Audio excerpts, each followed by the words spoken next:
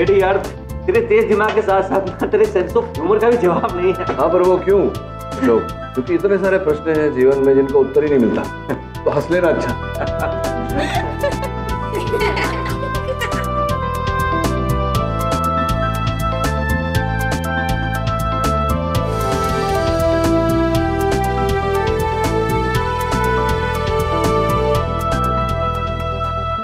भाभी मैं आपकी हेल्प कर देती हूँ। नहीं तुम रहने दो। वैसे भी किचन में कौन सी चीज कहाँ रखी है तुम्हें नहीं पता। तुम बैठो। भाई साहब छोले बहुत अच्छे बने हैं, थोड़ा टेस्ट तो कर लीजिए। पेट में बहुत जलन हो रही है सर। आपके पेट की जलन का इलाज है मेरे पास। मिश्री, सौंफ और हरी इलायची का 1 चम्मच पाउडर 1 गिलास दूध में डाल के पी लीजिएगा। बस आपका पित्त दोष शांत हो जाएगा। आपका ये उपाय अभी जाकर ट्राई करूँगा। मधु, माता जी की तबीयत कैसी है? माँ आजकल चल फिर नहीं सकती, दवाइयों और फिजियोथेरेपी के सहारे आशा करता हूँ जल्दी ठीक हो जाए। हाँ और ठीक हो जाएगी। एक काम करते हैं, पहले खाना खा लेते हैं, उसके बाद माँ के कमरे में चलते हैं। जी दीदी दूध गर्म हो गया?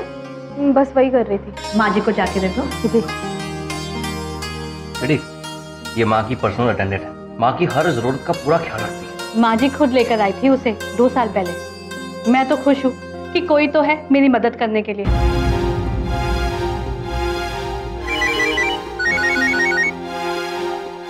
एक्सक्यूज।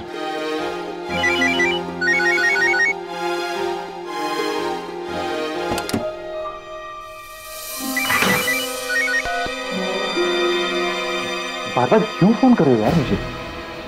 अरे अभी घर पे मेहमान आए हुए हैं। हाँ जानता हूं मैं कि थोड़ा और समय चाहिए। मैं तुम्हारे सारे पैसे सूद के साथ चुकाऊंगा। मेरे पास एक कमाल प्लान है। मुझे सिर्फ 2 दिन चाहिए, सिर्फ 2 दिन।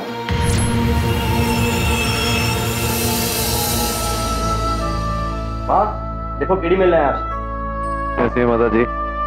बहुत अच्छा किया केडी बेटा जो तुम चले आए। अब इस उम्र में तो जिस सुबह आंख खुल जाए ईश्वर का परोपकार समझना चाहिए, वरना अब तो कभी भी बुलावा आ सकता है। अरे माँ कैसी बातें कर रही हो? अभी तो तुम्हें अपने पोते और पोती की शादी करवानी है। अशोक सही कह रहा है। वर्तमान जैसा दिखाई देता है वैसा होता नहीं, और अतीत भी वैसा नहीं होता जैसा हम जानते हैं, क्योंकि अतीत के पन्नों में ही मेरी पोती का भविष्य छुपा है। लेकिन उससे पहले मुझे केडी बेटे से अकेले में कुछ बात करनी है।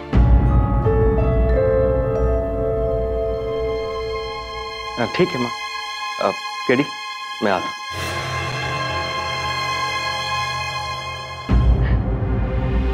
कुछ दिनों में कोई मुझे मार डालेगा। तू वादा कर, जब मेरा कत्ल होगा तो मुझे इंसाफ दिलाएगा। माता जी कुछ नहीं होगा आपको। आप प्लीज ऐसी बातें ना करें। वादा करके तू पता लगाएगा।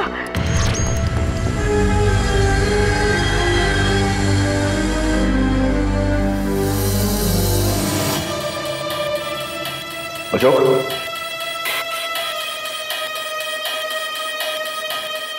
बड़ी विचित्र बात कर दी माता जी ने। कह रही थी कि अपने प्राण को लेकर, अपनी सुरक्षा को लेकर थोड़ा सा परेशान है, चिंतित है वो।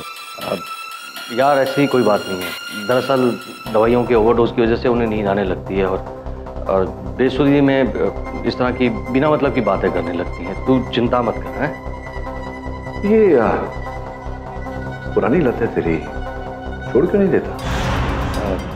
नहीं यार ऐसी कोई बात नहीं, शराब तो मैं कब की छोड़ चुका। आदत होना बुरी बात है, और उस आदत की गुलामी करना उससे भी अधिक बुरी बात है। कोशिश कर, तेरी सेहत का सवाल है, हो सकता है मैं छोड़ दूं। चल।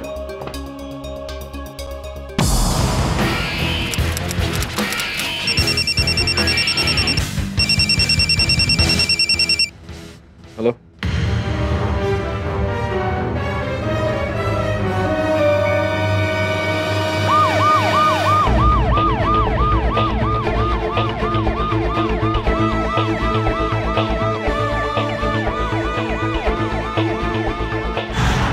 मुझे मार डालेगा। तू वादा कर, जब मेरा कत्ल होगा मुझे इंसाफ दिलाएगा।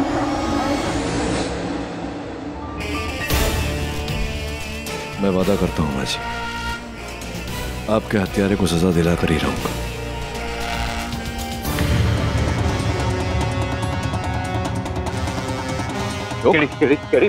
प्लीज मेरी हेल्प कर। मैंने कुछ नहीं किया मैंने यार। ये लोग कह रहे हैं कि मैंने अपनी माँ को जहर देके मार दिया। चलो मैं आता हूँ तो चलो। अब प्लीज।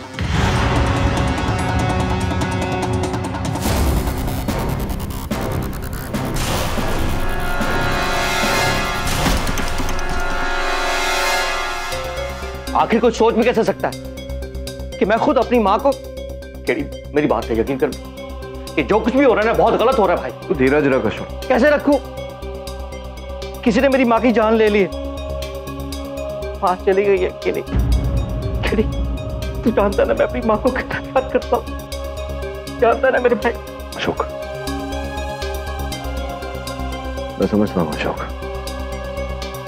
भरोसा रख मुझ पर, सब ठीक हो जाएगा। लेकिन मेरा भरोसा मत तोड़ना।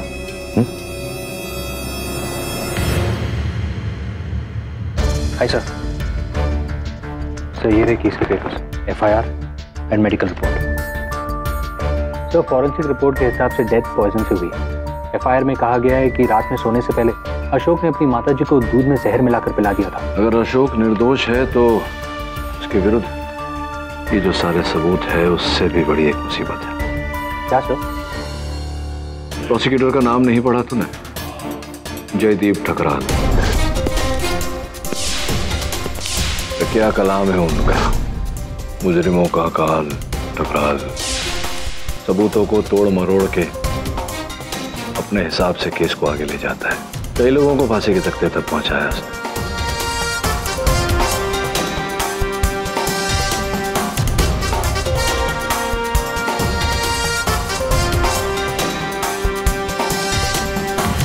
मिस्टर केडी पाठक। ठकराल साहब, बहुत तारीफ सुनी है आपकी। आपके बारे में भी बहुत सुना है ठकराल साहब। ये भी सुना है कि आपको किसी की तारीफ सुनना पसंद नहीं। फिर तो आपने ये भी सुना होगा कि मुजरिमों का काल है ठकराल। ये केस क्यों लिया आपने? किसी को वचन दिया है ठकराल साहब, जो अपने शब्द का नहीं वो अपने रब का नहीं। लेकिन पाठक साहब, केसेस जुमलों से नहीं सबूतों से जीते जाते हैं, तथ्यों से जीते जाते हैं। इतने वर्ष वकालत करने के बाद एक बात सीखा हूं ठकराल साहब, सत्य हमेशा सत्य नहीं होते। Wish you all the best. Your honour, मैं अदालत का समय बचाने के लिए जाना चाहता हूं, इसलिए इस केस को सिर्फ 2 बातों में बयान कर देता हूं। पहली बात तो ये कि मुल्जिम अशोक सक्सेना एक शराबी और नाकारा व्यक्ति है जिसने दूध में जहर मिलाकर अपनी मां यानी कि मिसेस सक्सेना की हत्या कर दी।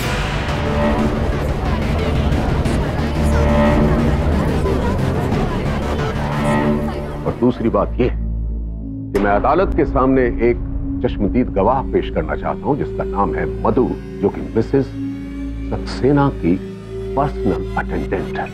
अनुमति है।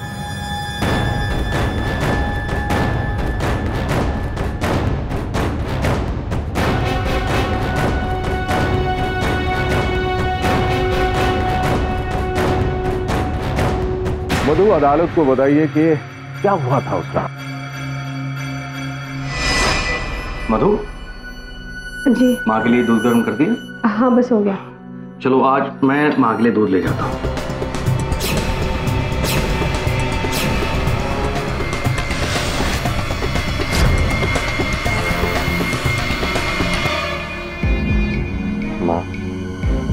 माँ मुझे प्लीज माफ कर देना, प्लीज। सर, अगली सुबह जब मैं माँ जी के कमरे में गई तो माँ जी मैंने अपनी माँ को जहर नहीं दिया। अच्छा, तो माफी किस बात की मांग रहे थे आप? मैं कभी भी एक अच्छा बेटा साबित नहीं हुआ। हमेशा निराश किया मैंने अपनी माँ को। खुद को एक अच्छा बेटा साबित करने के लिए खुद को एक मौका देना चाहता था मैं। मेरा एक संदेह दूर कीजिए श्रीमान अशोक। आपने अपनी माता से क्षमा मांगने के लिए वही रात क्यों चुनी? कोई वजह नहीं, बस ऐसे ही। आपकी लड़खड़ाहट ये बता रही है मिस्टर अशोक सक्सेना कि आप झूठ बोल रहे हैं। क्या ये महज इत्तेफाक था कि 2 दिन पहले आपको ये पता चल गया कि आपकी माता वसीयत में तब्दीली करना चाहती है? क्यों ना अशोक सक्सेना की शराब की लत और नाकारापन से इनकी मां मिसेस सक्सेना बहुत दुखी थी और इस बात को लेकर मां बेटे में झगड़े हुआ करते थे और सारा परिवार इस बात से वाकिफ था। लेकिन 2 दिन पहले एक खास बात हुई योना। मिसेस सक्सेना ने अपने खानदानी वकील रवि यादव को फोन किया। जी यादव जी, जैसा मैंने बोला था वैसे बदलाव कर दिए हैं ना वसीयत में। वसीयत के कागज लेकर घर आ जाइएगा। जी मिस्टर अशोक सक्सेना, आपको यह डर था कि कहीं आपकी मां आपको उनकी जायदाद से बेदखल न कर दे, इसलिए बदली हुई वसीयत पर दस्तखत करने से पहले आपने उन्हें मार दिया। झूठ बोल रहे हैं आप। मैं झूठ बोल रहा हूं? मैं मुजरिमों का काल है ये टकराल, और बहुत जल्द आपको भी ये पता चल जाएगा मिस्टर अशोक सक्सेना।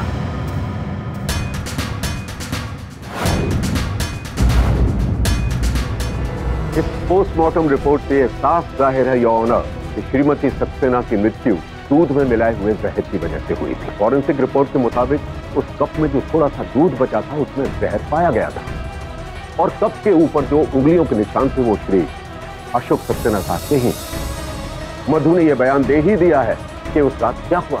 श्रीमती सक्सेना के वकील का बयान भी उनके एफिडेविट के साथ दर्ज है। केस बिल्कुल साफ है। मैं इस अदालत से अपील करता हूं कि मुलजिम अशोक को मुजरिम करार किया जाए। टकराल साहब, आप इस केस के परिणाम तक पहुंचने में अति शीघ्रता कर रहे हैं। अगर आपको आपत्ति न हो तो आपके चश्मदीद गवाह से मैं वार्तालाप करना चाहूंगा। चलिए, आप अपना ये शौक भी पूरा कर लीजिए मिस्टर पाठक, लेकिन मेरी गति में गतिरोध मत पैदा कीजिएगा। जैसे आपकी आज्ञा। तो मधु, तुम्हारे कथन के अनुसार तुम उस समय दूध को गर्म कर रही जी। तत्पश्चात अशोक ने उसी दूध को कप में डाला और वो कप अपनी माताजी तक लेकर गए। सही कह रहा हूँ? यस। तो इस प्रतिक्रिया में क्या कभी भी किसी और व्यक्ति ने उस कप को या उस दूध को छुआ अथवा वो दूध या कप कभी आपकी आंखों से ओझल हुआ? दूध नहीं सर, सब मेरे सामने ही हुआ था। मधु, ठकराल साहब ने तुम्हें चश्मदीद गवाह कहा है। चश्मदीद गवाह वो होता है जो हत्या को होते हुए देखता है या हत्या की प्रतिक्रिया को देखता है। क्या तुमने अशोक को उस दूध में या उस कप में जहर डालते हुए देखा?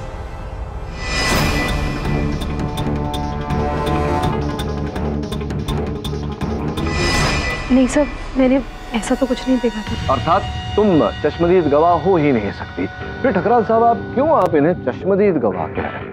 क्योंकि पाठक साहब, फॉरेंसिक रिपोर्ट के मुताबिक उस कप में बचे हुए दूध में विष था और ये सिद्ध हो चुका है। कप में जो बचा हुआ दूध था उसमें जहर था। बात तो उचित है ठकराल साहब की, जिसका ये अर्थ होता है, अब ये संभावना उजागर होती है कि वो जहर कप में जो दूध था उसमें नहीं मिलाया गया, किंतु जिस बर्तन में वो दूध गर्म हो रहा था उसमें मिलाया गया था और बर्तन में दूध आप ही गर्म कर रही थी। तो ये संभावना तो है अब मधु की वो विष दूध में आपने मिलाया। आपने मिलाया था? Objection your honour. पाठक साहब मेरे गवाह को झूठे इल्जाम लगाकर डरा रहे हैं। किंतु ऑब्जेक्शन सस्टेन। मिस्टर पाठक, अगर आपके पास विटनेस के खिलाफ कोई सबूत है तो पेश कीजिए। क्षमा चाहता हूं योर ऑनर, इस समय मेरे पास इनके विरुद्ध कोई साक्ष्य नहीं। मैं केवल इस संभावना को उजागर करने का प्रयास कर रहा था कि अशोक के अतिरिक्त किसी और ने उस दूध में विष मिलाया हो। अगर ऐसा है योर ऑनर तो ये भी संदेह के दायरे में आती है। सब सर मैं 2 मिनट के लिए किचन से बाहर गई थी, मुझे एक फ़ोन आया था। हेलो। लेकिन सर वो मैं इसलिए बाहर गई थी क्योंकि किचन में मोबाइल का नेटवर्क नहीं मिलता है, पर सारा वक्त मैं दरवाजे पर ही खड़ी थी और उस वक्त किचन में कोई नहीं आया था।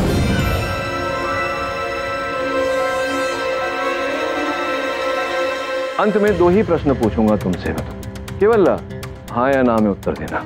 क्या यह सत्य है कि उस रसोई घर में एक द्वार और है जो डाइनिंग रूम की ओर खुलता है? हाँ, लेकिन जितना पूछा जाए उसी का उत्तर दीजिए, हाँ या ना में। क्या यह भी सत्य है कि जिस द्वार के बाहर तुम खड़ी होकर अपने दूरभाष यंत्र पर वार्तालाप कर रही थी, वहां से वो दूसरा द्वार दिखाई नहीं देता है? हाँ, सच है। बैठिए आप। धन्यवाद। इससे कुछ भी साबित नहीं होता है मिस्टर पाठक। क्यों साबित नहीं होता टकराल साहब? अगर आप ध्यानपूर्वक विचार करें तो आपको भी लगेगा कि रसोई घर के जिस द्वार के बाहर मधु खड़ी होकर अपने दूरभाष यंत्र पर वार्तालाप कर रही थी, वहां से वो रसोई घर का दूसरा द्वार देख नहीं पा रही थी। तो संभव है कि उस द्वार से कोई अंदर आया हो जिसने उस बर्तन में विष मिलाया हो जिसमें दूध गर्म हो रहा था। राइट?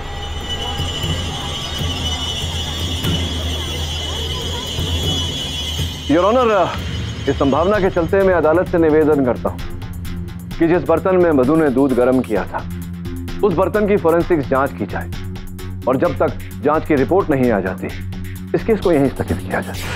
ग्रांटेड। इस केस की अगली सुनवाई रिपोर्ट आने के बाद ही होगी। The court is adjourned. Sir, हो सकता है ये काम मधु का हो।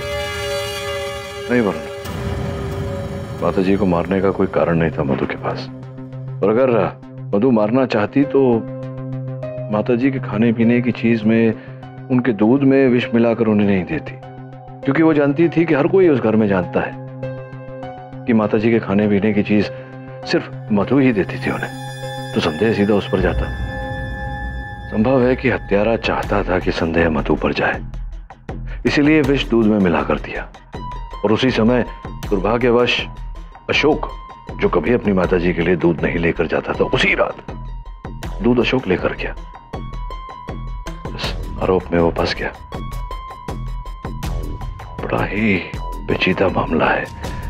अगर ऐसा हुआ हो तो फिर वो तीसरा व्यक्ति कौन था जिसने विष डाला, और कैसे प्रवेश किया उसने उस रसोई घर में? ये बहुत बड़ा प्रश्न है वरुण। सब आपने अदालत में बोला था ना वो दूसरा दरवाजा, हो सकता है कोई उस दूसरे दरवाजे से आया हो। हाँ, उस रसोई घर में दूसरा दरवाजा है लेकिन बंद है। रसोई घर की ओर वहां गैस के सिलेंडर रखे हैं और पीछे की ओर डाइनिंग रूम की ओर शेल्फ रखे हैं, दरवाजा खोल ही नहीं सकता। आया कैसे फिर वो तीसरा व्यक्ति? और रसोई घर में तो उस रात मधु और अशोक के अतिरिक्त और कोई था भी नहीं।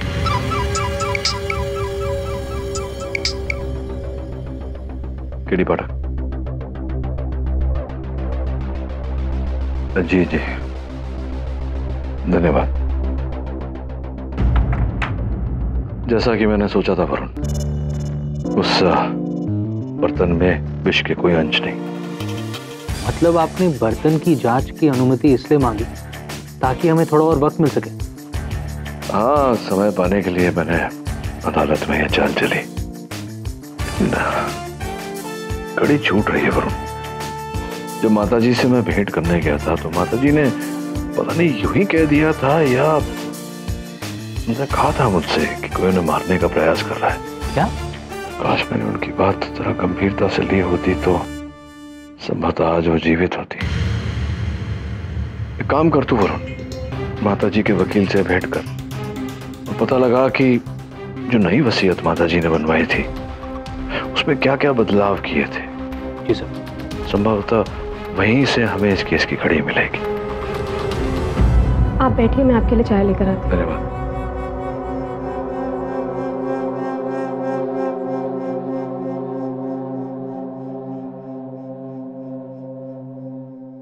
अरे नैना, सुनो, बैठो यहाँ। बड़ा प्यारा टेडी बेयर है तुम्हारा। क्या नाम है? नाम है इसका कोई? मैंने भी तक इसका नाम नहीं रखा। बड़ा होकर क्या बनेगा ये? एक्टर। अच्छा, तो तुम क्या बनोगी बड़ी होकर? ऐसा कुछ नानी ने तुम्हारे साथ ऐसी कोई बात की तुम्हारे फ्यूचर के बारे में? नहीं अंकल, दादी माँ ज्यादा बात नहीं करती थी। मम्मी कहाँ गई है? वो बाजार गई है। जाओ खेलो।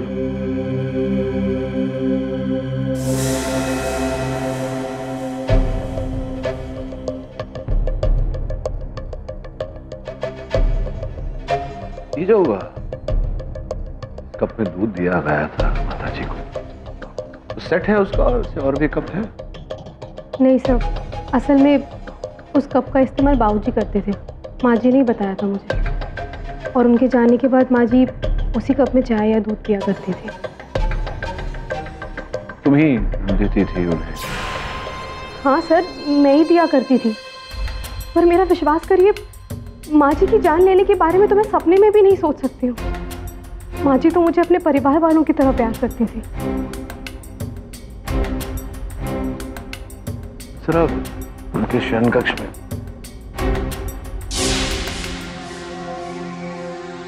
रोहन, कैसे हो बेटा? ठीक हो अंकल?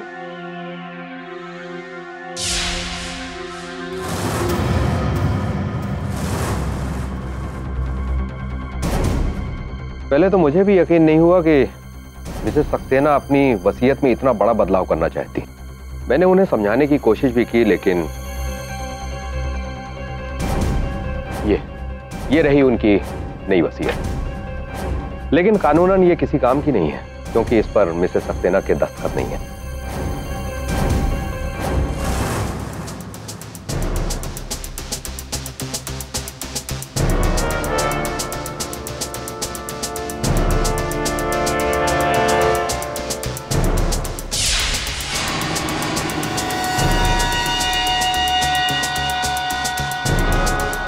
मधु, कमरे में किसी चीज को हाथ तो नहीं लगाया तुमने? नहीं सर, सब कुछ वैसे ही है।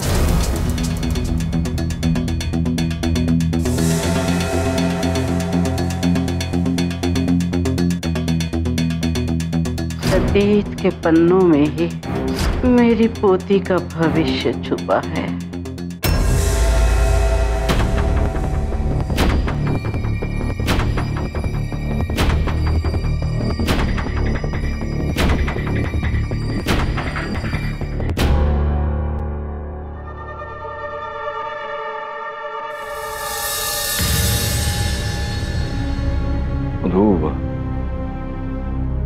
माता जी तुम्हें परिवार का सदस्य समझती नहीं थी।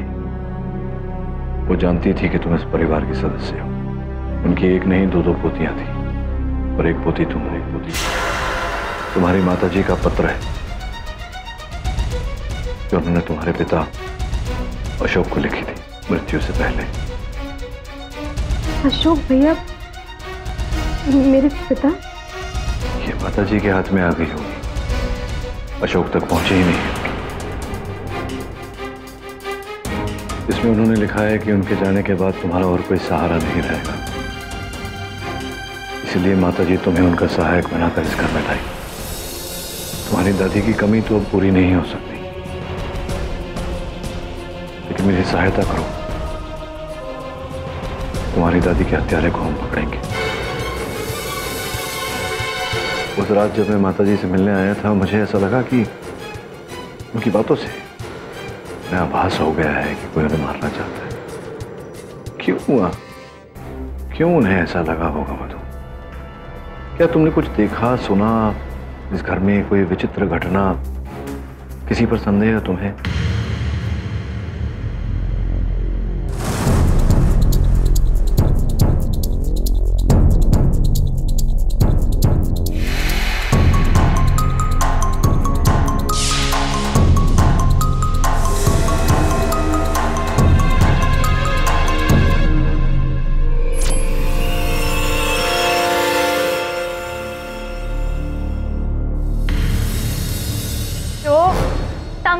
तुम्हारी इन हरकतों से कब अपनी जिम्मेदारी संभालोगे? पूरा बिजनेस सुकेश के हाथ में चला गया और घर का सारा काम मैं करती हूँ, एक नौकरानी की तरह। अरे अपना नहीं तो कम से कम अपने बेटे के भविष्य के बारे में तो सोचो। क्या करूं मैं, क्या करूं? नया काम शुरू करने के लिए पैसा नहीं मेरे पास, ऊपर से माँ ने वसीयत बदल दी। वकील साहब को फोन किया था मैंने, लेकिन उन्होंने बताने से साफ इनकार कर दिया। क्या करूं मैं, और जान से मार दूं अपनी माँ को? परेशान करके रखा है, घर में चैन है ना बाहर, समझ नहीं आता जाऊं तो जाऊं कहां।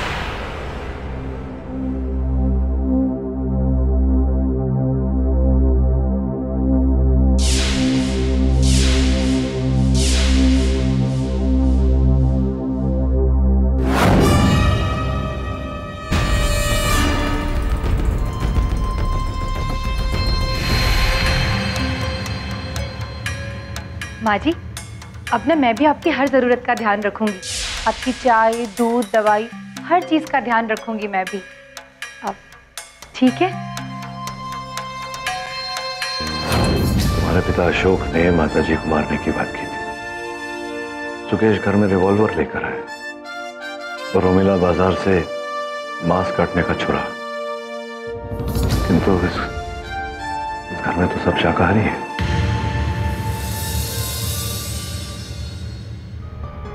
भाई साहब। अरे भाभी जी, आप आइए आइए, बैठिए। मुझे आपसे अशोक के बारे में बात करनी थी। आप प्लीज उन्हें बचा लीजिए भाई साहब, मुझे पूरा यकीन है उन पे। चिंता मत करिए भाभी जी, पूरा प्रयास कर रहा हूं। जितना विश्वास आपको अशोक पर है, उतना ही विश्वास मुझे भी उस पर है। इसे अच्छा हुआ आप आ गई, मैं आपके पास आने वाला था बात करने। क्या बात भाई साहब? मैं चाहता हूं कि आप ये चिट्ठी पढ़ें।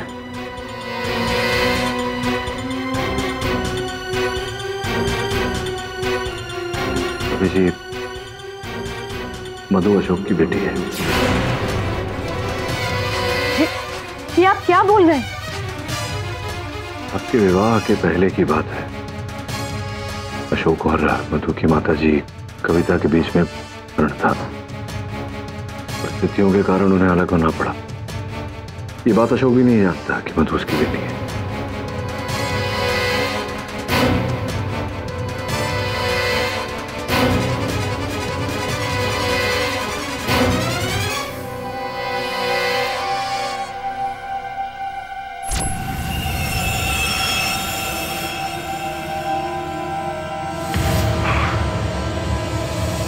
वरुण, वरुण। Yes sir.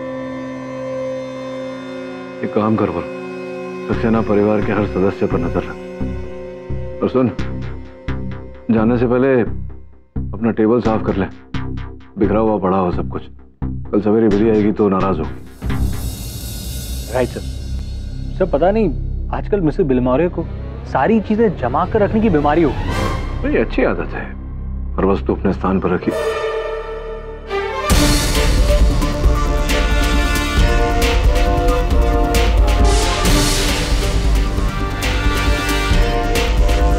हर वस्तु अपने स्थान पर रखी गई। अदालत की कार्रवाई शुरू की जाए। तो क्या जिस रात माताजी की हत्या हुई, क्या उस रात आप उनके शयन कक्ष में गए? नहीं, बिल्कुल नहीं। अच्छा, ये कुछ चीज देखिए, ये इसमें से किसी वस्तु को पहचानते हैं आप? देख लीजिए, हाथ में लेकर ठीक से देखिए।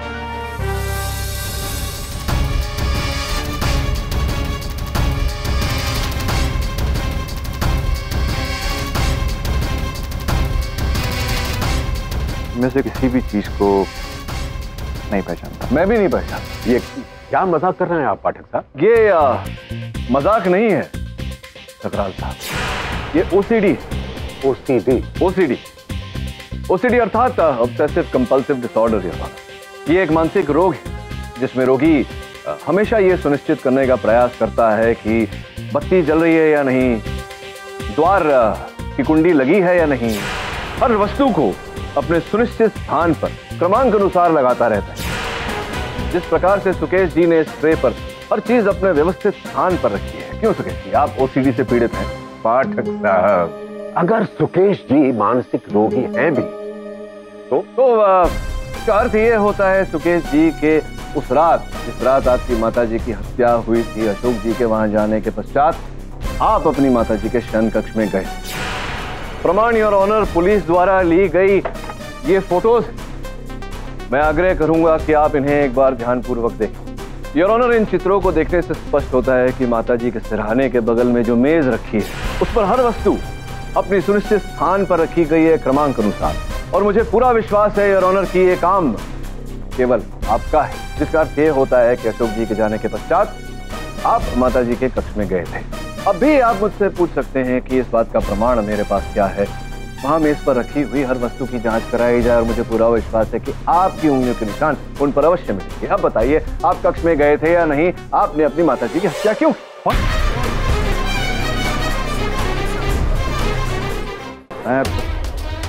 मैं माँ के पास गया था, मैंने झूठ बोला पहले आपसे, मगर मैंने माँ को नहीं मारा। मैं अपनी माँ को क्यों मारूंगा? मेरे सहायक ने ये जानकारी प्राप्त की है कि आपको अपने व्यवसाय में बहुत बड़ा घाटा हुआ था और आपको बैंक गारंटी देनी थी, और आपने अपना घर, आपका अपना घर नहीं, माताजी का घर आपने गिरवी रखा था बैंक के पास। जो कागजात आपने जमा किए थे बैंक के पास, उस पर आपकी माताजी के हस्ताक्षर थे, जबकि आपकी माताजी घर 3 हिस्सों में बांटना चाहती थी, तो वो घर वो बैंक के हाथों में क्यों देगी? जिसका अर्थ ये होता है कि जो हस्ताक्षर आपकी माताजी के थे उन कागजात पर, वो हस्ताक्षर आपकी माताजी के नहीं थे, आपके थे। आपने जाली हस्ताक्षर किए थे उन कागजातों पर। जब आपको ये पता चला कि आप बैंक का ऋण नहीं उतार पाएंगे, वो घर आपके हाथों से आज नहीं तो कल गया, और इस बात का पता आपकी माताजी को लगेगा, तो आपने सोचा कि क्यों ना उन्हें हमेशा के लिए खामोश कर दिया जाए। आपने उनकी हत्या कर दी।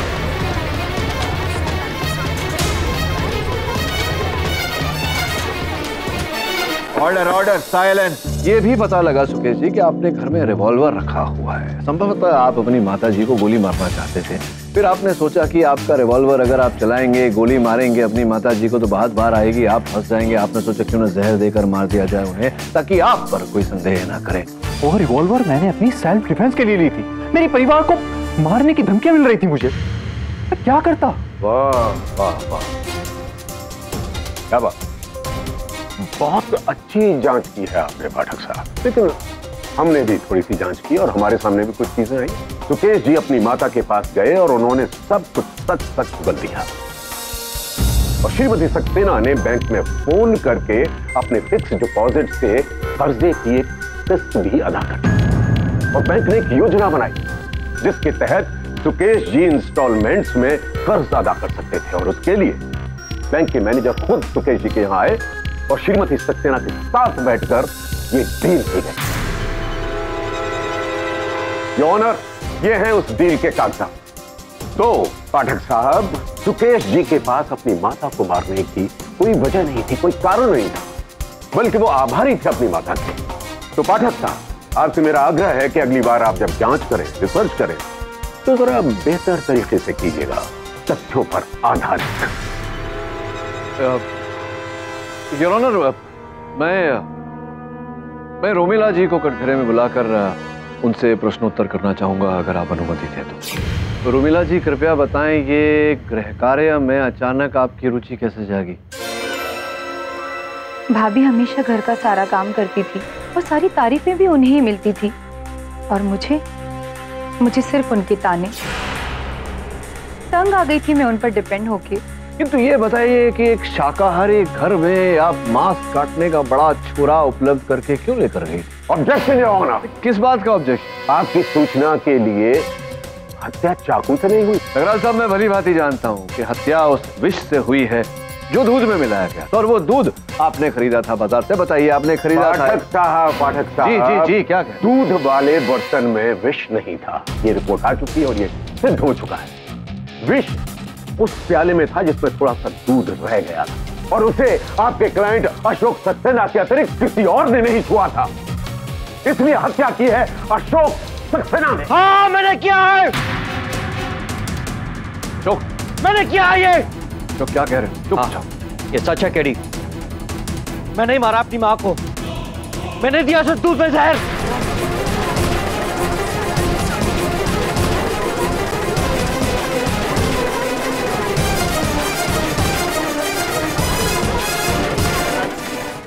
मैं नहीं मारा अपनी माँ को, मैंने दिया उसे दूध में जहर।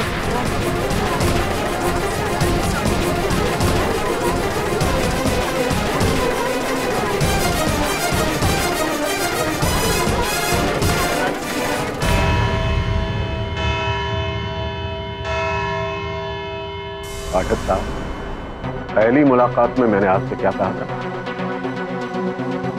मुजरिमों का काल है ये टकराव। अद्भुत बात है पर सुकेश की जांच में इतनी बड़ी चूक कैसे हो गई तुझसे? I am really sorry sir. मैं बाकी के पेपर्स बैंक से लेकर आया था लेकिन फाइल करना भूल गया। वरुण का मिस्टेक नहीं है केडी, मेरा मिस्टेक है। वरुण तो पेपर्स तुम्हारे टेबल पर रखा था, पर क्लीनिंग के टाइम पे मैं गलती से गलत फाइल में रख दी। बिली, झूठ मत बोलिए। मैं देख रहा हूँ मेज पर कल मैं रात को जहाँ कलम रख कर गया था, कलम वही है, राइटिंग पैड भी वही है। आपने मेज की सफाई की नहीं, पर उनको बचाने के लिए आप झूठ बोल रही हैं।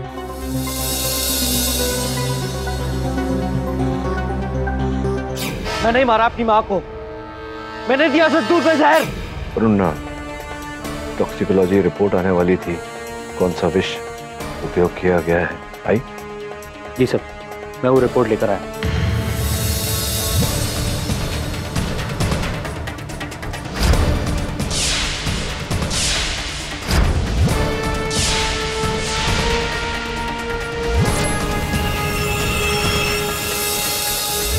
तो आपने अपनी माताजी की हत्या की उनके दूध में विष मिलाकर? हाँ, मैंने की। आपने अपनी माताजी को मारा। अदालत को बताइए अशोक, कौन सा विष मिलाया था आपने दूध में?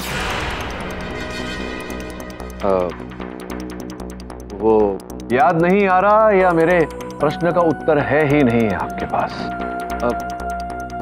वो कोई बात नहीं, मैं बताता हूं, किंतु उससे पहले योर ऑनर, मैं इनकी पत्नी लीना को कटघरे में बुलाने की अनुमति चाहता हूं। सर्वप्रथम योर ऑनर, मैं अदालत को यह जानकारी देना चाहूंगा कि दूध में जो विष मिलाया गया था जिसके कारण माताजी की मृत्यु हुई, उसका नाम डेक्सोनिटिन है।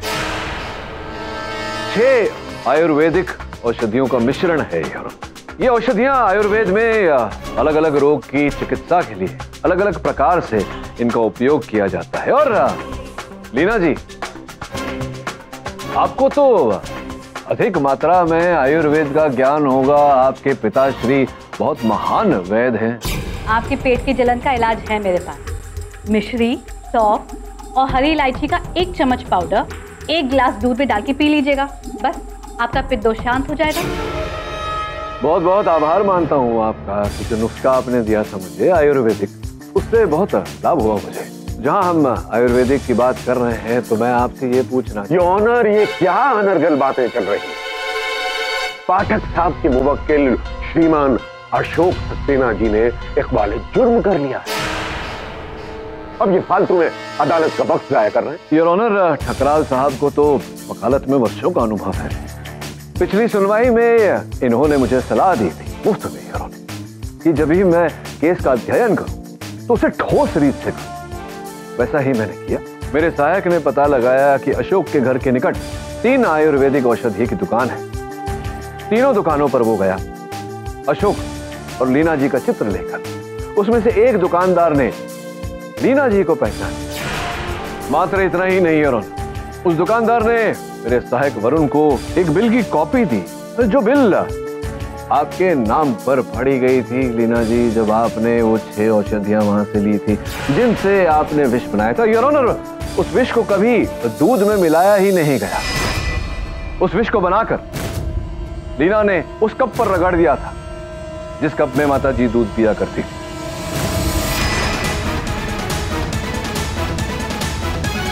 योर ऑनर, लीना को पता था कि हर रात की तरह उस रात भी मधु माता जी के लिए गर्म दूध लेकर जाएगी, किंतु दुर्भाग्यवश उस रात अशोक दूध लेकर गया। योर ऑनर, पिछली सुनवाई में ठकराल साहब ने एक बात उठाई थी। ये कहा था कि उस कप को अशोक जी के अतिरिक्त अगर किसी ने छुआ ही नहीं तो किसी और का उस दूध में विष मिलाना संभव ही नहीं। इसी बात को अशोक समझ गया। वो जानता था कि घर का सारा काम लीना ही करती है, और यही बात इस कटघरे में रोमिला ने भी कही थी। भाभी हमेशा घर का सारा काम करती थी। वो जानता था कि उसके अतिरिक्त केवल उसकी पत्नी लीना ने उस कप को छुआ, और उसकी पत्नी लीना ने ही उस कप में विष घोला। लीना जी, अब मैं आगे कहूं या बाकी की राम कहानी आप सुनाई? हाँ मैंने किया, वो सब कुछ किया जैसे आपने बताया।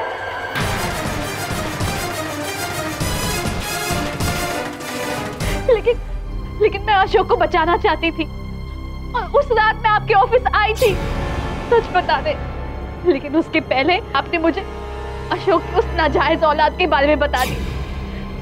मैं अंदर ही गुस्से से पागल हो गई थी। मैंने तुम्हारे लिए क्या कुछ नहीं किया अशोक, और तुमने मुझे ये सिला दिया। लीना, ये क्या कह रही हो तुम?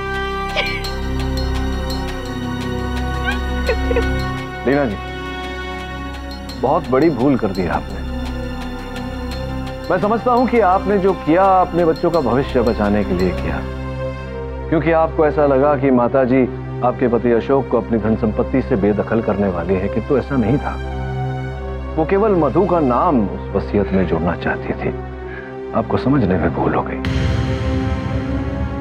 The defence, rest your honour.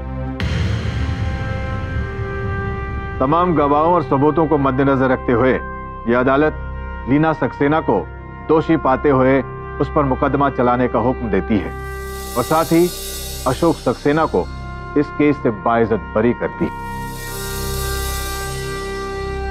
The case is closed. आ गया है ठकराल साहब।